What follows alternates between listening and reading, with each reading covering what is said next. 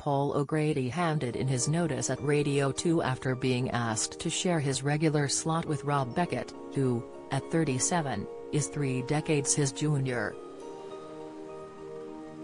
The TV and radio host lamented that he was disappointed, suggesting Radio 2 was always intended for an older audience, but that producers are on a quest to make it more appealing to the younger generation.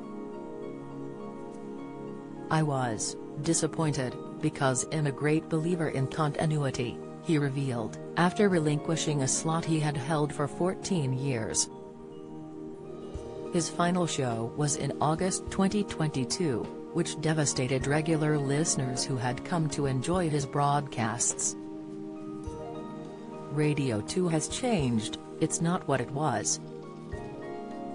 They're trying to aim for a much younger audience, which doesn't make sense because you've got Radio 1, for that, he stated. Radio 2 was always for an older audience, the For the Love of Dogs star continued sorrowfully to the Metro.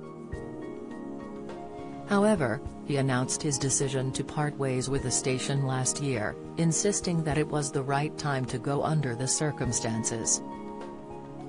At around the same time, veteran broadcaster Ken Bruce, 72, also left the station to transfer to Greatest Hits Radio, sparking an ageism row. Fellow celebrity Vanessa Feltz, who is 61 and also left Radio 2 last year, claimed on This Morning, "I would imagine that it's a feeling of some sense of ageism at the BBC and that once you get over a certain age, your days are numbered.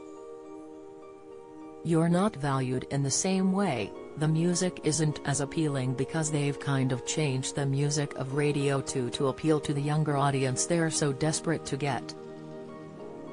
Radio 2 adamantly denied her claims in a statement in which it added that the channel is hugely proud of having a range of presenters from their 30s to 80s years old. They added that the age range hasn't changed in decades and that Ken Bruce had been with them since the age of 32. The statement concluded, "We will continue to be a multi-generational radio station that serves a 35-plus audience with listeners tuning in each week to our brilliant range of programs, hosted by some of the UK's best-loved presenters." Meanwhile, Paul's own departure came soon after a long lockdown period during which the bubbly broadcaster admitted to being fed up and bored. In need of constant stimulation, he struggled to thrive without human contact while he was confined to his farm in Kent.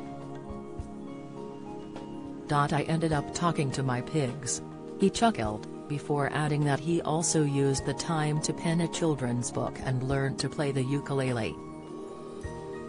Meanwhile, the keen farmer produced his own chutney and jam, but he couldn't shake off the boredom, and was elated when the time came to return to work. Fortunately, Paul is still very much in demand with TV producers, admitting that he has already been asked to take part in another series of For the Love of Dogs. A keen animal lover, Paul has 5 dogs, with the most recent canine addition to his family being a wire-haired dachshund by the name of Sausage.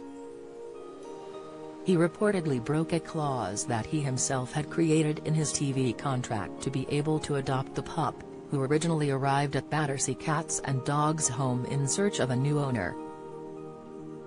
Besides Sausage and his other dogs, Paul also keeps pigs, chickens, sheep, goats and fluffy alpacas, meaning Terry's never a quiet moment on the farm. The TV star described his show as a Cinderella story during which animals who were previously scared of their own shadow can be seen regaining confidence and happiness after being matched to the right loving families. Although Paul has joked that he has repeatedly asked ITV whether they really want him back for another series, it looks like keen fans certainly haven't seen the last of him yet.